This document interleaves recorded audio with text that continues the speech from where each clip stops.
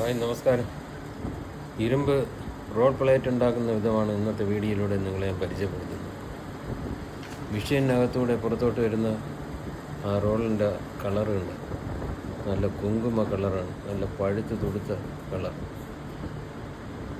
ഇത് റോളായിട്ട് ചുറ്റിയാണ് നമ്മളെ കടകളിൽ നിന്ന് നമ്മൾ വാങ്ങുന്നത്.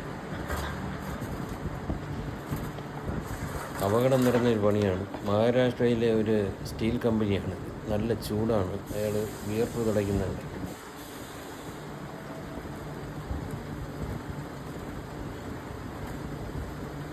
സൂപ്പറല്ലേ വീഡിയോ?